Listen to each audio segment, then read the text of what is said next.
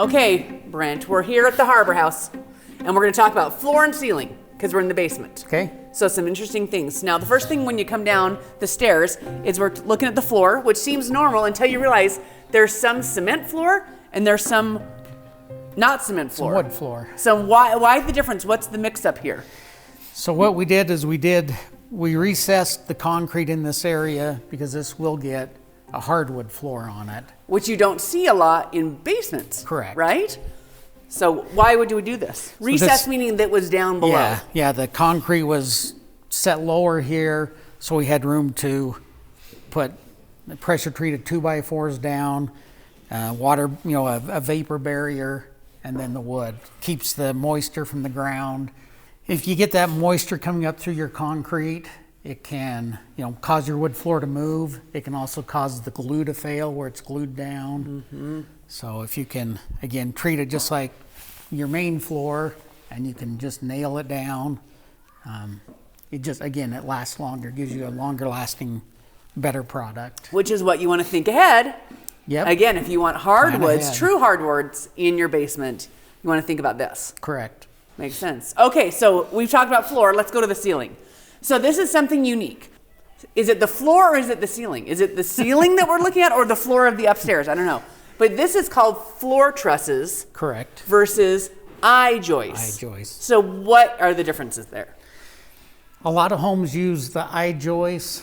I guess it's a joist that's shaped like an eye, has a wider flange top and bottom, and then plywood for the center of the eye. Mm-hmm. With the floor trusses, you'll see all of the mechanical, the wiring, the plumbing, everything is up in the ceiling or the floor. Down on the floor, up in the ceiling? So you don't see anywhere where the ceiling drops down to hide. There's no fur downs. No fur downs. There's a lot of words in this now. You're getting to be an expert now. Terminology. So you can hide all of this in the ceiling instead of having to have a fur down, which is where you might see the ductwork. Correct. Or something, or they've got to drop it down because they don't have room in the ceiling. Because the I-joist, it's solid. Like, look at this one. This one's a good. It's not an I-joist, but it's a good example where you would have solid and you have to cut holes through. Yep. Instead of having all of this space. Yeah. Why would someone pick one over the other? The floor trusses do cost a little bit more. You don't have to build fur downs. You keep your ceilings up. I like the end result with the floor trusses. So as we look up here, thinking of the floor trusses, there's a lot in there.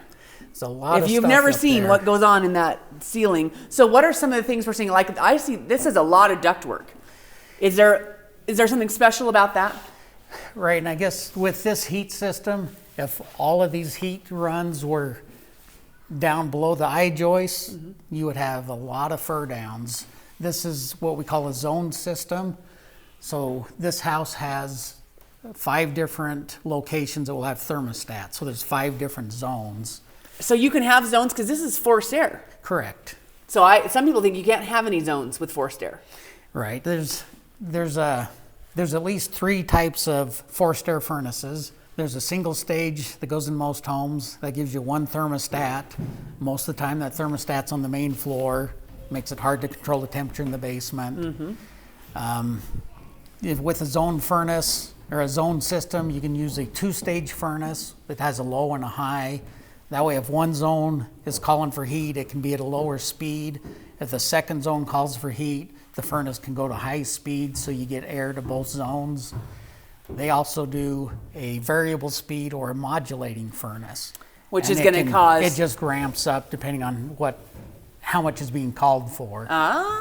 So in this home there's 2 furnaces. One has the 2 zones, one has 3 zones. And so... Which means you got to have a lot more. Right, so you have a lot more because you have to have return and supply for each zone. Wow. So you'll see that there's ductwork that crosses ductwork. Yeah. But it does give you a lot more and would be a lot harder to do with the I-joists than it is with the floor trusses. That makes sense. And if you plan ahead for this, it actually probably can save you maybe a little more cost up front, but you can keep your house. Right. Because right now I have to heat, if I have a 1 zone, I'm heating the whole upstairs thing. and the whole thing for one place to be warmer. Yeah. Makes You sense. do a zone. You can pick where you want heat on, where you want to run the air conditioning. What are the places people normally zone? Upstairs, basement and main floor. Basement and main Upstairs? is real simple. This house, the master bedroom is on its own zone. Tommy would really like our master bedroom to be on its Keep own the bedroom zone. cooler than the bathroom. That's right.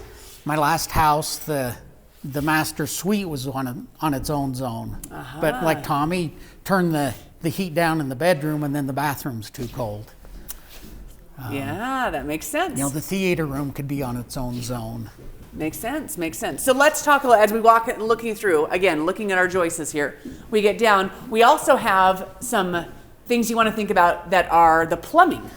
Yeah, so this, if you look at this white line here, it makes this big loop. Yep. So this is a hot water recirculation line. Oh, So the hot water is on a pump, and so the hot water is always flowing through here. And you notice that here you've got the small line that comes off to feed a sink that's right here. yep. So the goal with the recirc line is to have as short as run as possible to each fixture.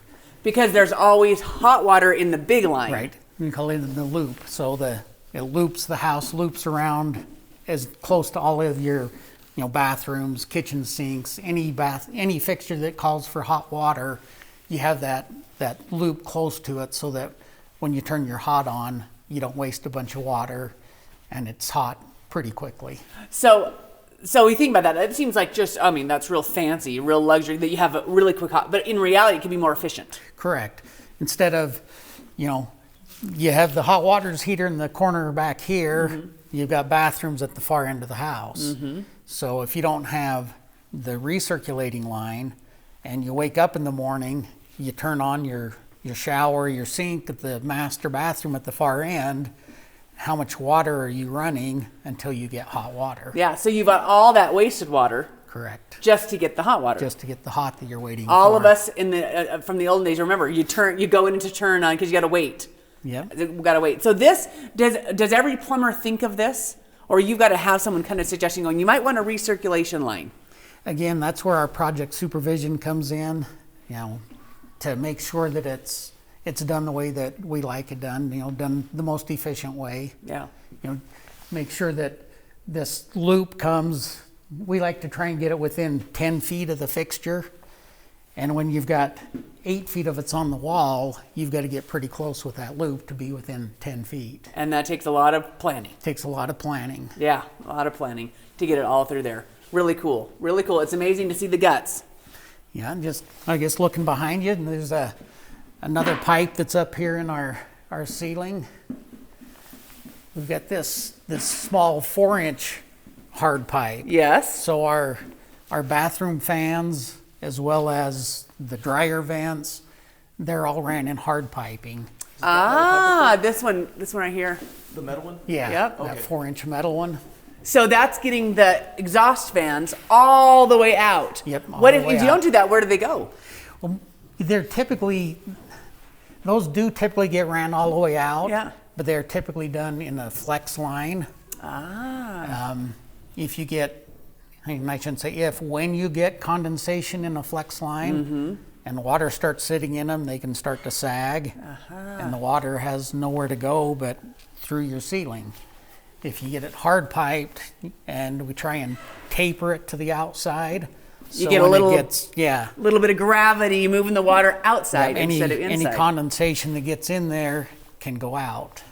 Once again, you got to think ahead and plan that ahead, out. And you've got to have the project supervisor to coordinate that with the guys that are doing the work and make sure that they understand what they're doing, why they're doing it. And to get it done right. Yep, and it's done right. That makes sense. Imagine how much that saves you thinking about that right now versus your ceiling starting to leak. Yeah. If you've been thinking about building a custom home, it's never too early to start planning. Even if you're not ready to break ground, now is the time to explore your options and to see if B&B Builders would be the right fit for your project. Give us a call, visit our website, and follow us on social media for more custom home inspiration.